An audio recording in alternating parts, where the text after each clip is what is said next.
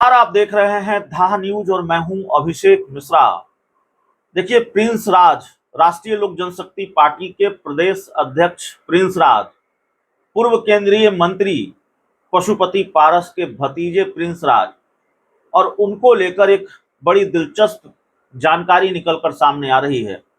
जानकारी भी है, चर्चा भी है, और प्रिंस राज को लेकर ये जानकारी निकलकर सामने आ रही है कि प्रिंस राज को नीतीश मंत्रिमंडल में जगह दी जा सकती है। मैं नहीं जानता कि मंत्रिमंडल में जगह दी जाएगी ही कि नहीं दी जाएगी, लेकिन अभी जानकारी यही है, चर्चा इस बात की अब तेज है बिहार के राजनीतिक गलियारों में कि समस्तीपुर के पूर्व सांसद प्रिंस राज अब नीतीश मंत्रिमंडल में जगह पाएंगे और नीतीश मंत्रिमंडल में उनको जगह मिलेगी, वो बिहार सरकार में मंत्री होंगे।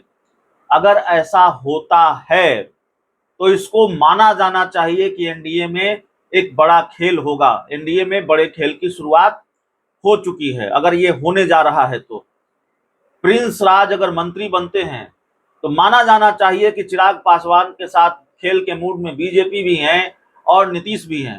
चिराग पासवान नहीं चाहेंगे कि पशुपति पारस को भाव मिले, प्रिंस राज को भाव मिले और प्रिंस राज मंत्री बने बिहार सरकार में। और इसकी कोई दूसरी वजह नहीं है। ऐसा नहीं है कि चिराग पासवान की कोई बहुत दुश्मनी है या चिराग पासवान को कोई बहुत ईर्ष्या है कि उनके चाचा को कोई अच्छा पद न मिले, चाचा को कोई दूसरी भूमिका न मिले, उनके भाई को मंत्री न बनाया जाए।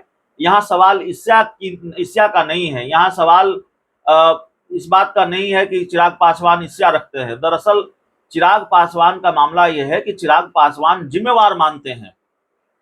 पार्टी टूटी, सांसद टूटे और उसके लिए चिराग पासवान प्रिंस राज को भी जिम्मेवार मानते हैं, पशुपति पारस को भी जिम्मेवार मानते हैं।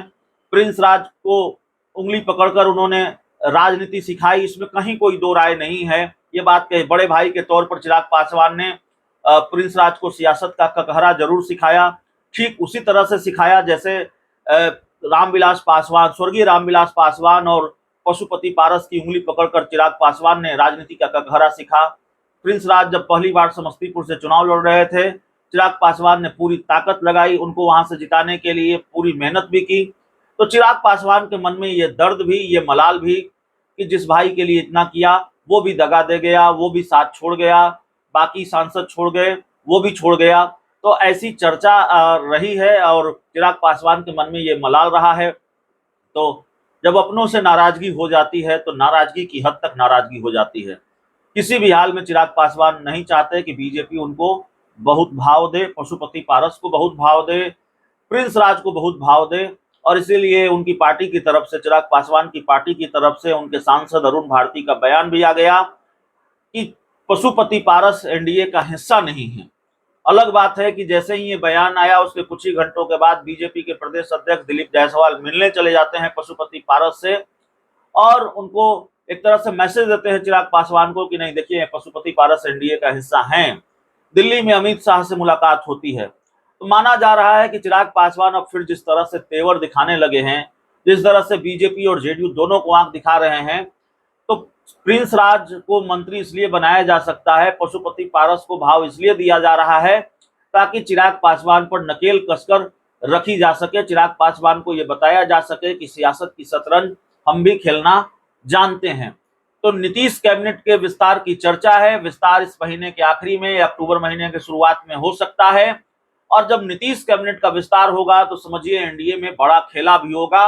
और खेल ये कि चिराग पासवान चाहे या न चाहें, पशुपति पारस का कद एनडीए में बढ़ेगा, प्रिंस राज का कद एनडीए में बढ़ेगा और प्रिंस राज की ताजपोशी होगी। प्रिंस राज की ताजपोशी की तैयारी है, प्रिंस राज को मंत्री बनाए जाने की तैयारी है। ये बात अब धीरे धीरे पुख्ता होती जा रही है। ये पुख्ता संकेत मिल रहे हैं कि प्रिंस राज को नीतीश मंत्रिमंडल में मंत्री बनाया जाएगा। जाहिर तौर पर इस खबर के बाद चिराग पासवान की चिंताएं बढ़ गई होंगी, उनकी टेंशन बढ़ गई होंगी।